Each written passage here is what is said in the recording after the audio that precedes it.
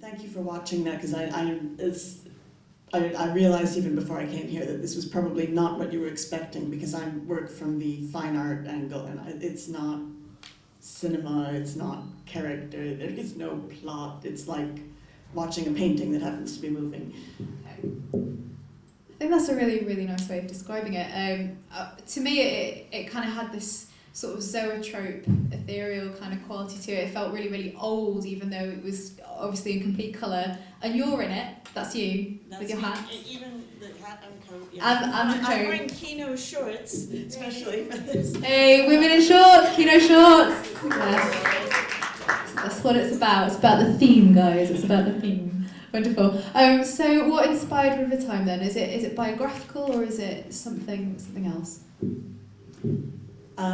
No, it's not biographical. I'm a compositional object. I'm not a character. I'm not me. It's not about my life. I mean, it is where I live in West Wales, but one of the places I visit.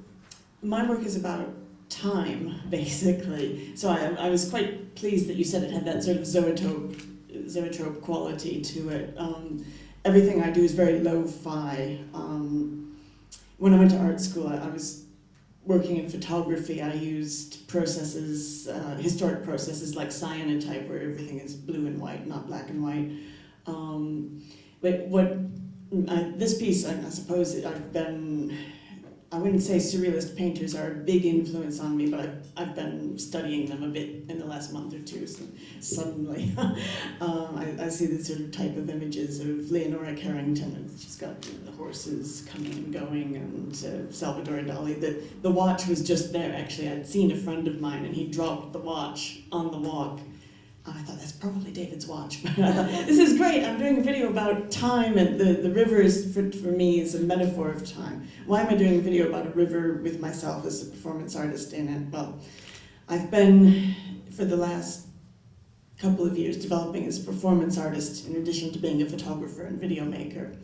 And I use myself because it's convenient, but also with this, I filmed it with my laptop. Okay, I don't have access to high-tech stuff, but very often I film it with a handheld camera, filming myself doing something, and maybe I have another camera on the ground and filming the same thing. So that's just to sort of say how I work with this self-documented performance thing. But time and the river, I've started applying for a lot of artist residencies in the past year, and I was applying for one in Austria, in Linz, which is on the River Danube. So my proposal was to do something with the river as a metaphor for time. And I've realized this year that if I apply for things, the best way to explain what I do is to make a sort of demo video in my location and say, I can come to your location, I could do this. So yeah, time flows, and yet things are the same. The moment passes through us and we're still there. Quite handily, I find my friend's watch on the ground. Did you get his watch back? Yes, I gave it to him on Tuesday. He was absolutely delighted to get his watch back.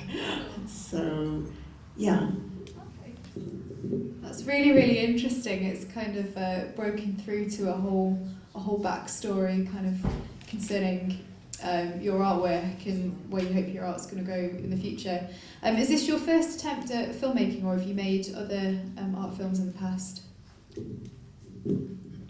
I've been making videos with myself in the landscape usually for almost 2 years now. Well, in 2010 I was taking photographs of myself in the landscape. I took photographs of my car in the landscape. This was a slightly mad project. I only got into performance art actually because of Manchester. The Green Room, which is no more, I was accepted to do something at their emergency thing in 2010. Yeah, and that was the first time I'd done any performance art. I didn't do any performance art at art school. I just made videos, or mainly photographs, and I moved into the video. But I came to art school kind of late. You know, my art CV says I'm about 25, 26, but I'm clearly not. So, yeah, but previously years ago, I did do like non-broadcast documentary work, so yeah, I have a more traditional video pedigree going back a ways before art school. Intriguing stuff, thank you. Are there any questions from the audience? Yes. Where do you sort of intend to go with it in the future? In a word, as far as I can. But specifically, like, how am I going to make films later this year? What's your ideas? Like, have you got any future projects planned, and how do you plan to execute them? I've been working in a certain way my work changes every 6 months or so, and I don't worry about it. I plan to carry on making work, but I don't worry about how it's going to be. If after 6 months I'm still making videos the way I made 6 months ago, then I start to worry and say, why haven't I evolved further? I was doing a lot of, they look like stop motion animations, the stuff that I produced in 2012, most of it looks like stop motion animations, and I've been saying to myself, I want it to look technically different, but it still would be about time and sort of metaphysical things. So I hope that answers your question a little bit. Do I know what I'm going to do next? No. But because I work alone, I think I'm probably different to most of the people who show here. Once you collaborate, you have to agree on what you're doing ahead of time, have time, plans, equipment, dates, locations, all this sort of thing. It's just me. So if I want to do something tomorrow, or if I, the next time I go back to Austria, I could just decide to do something once I get there, or I could plan it ahead of time. It doesn't matter. It's just me, all the roles.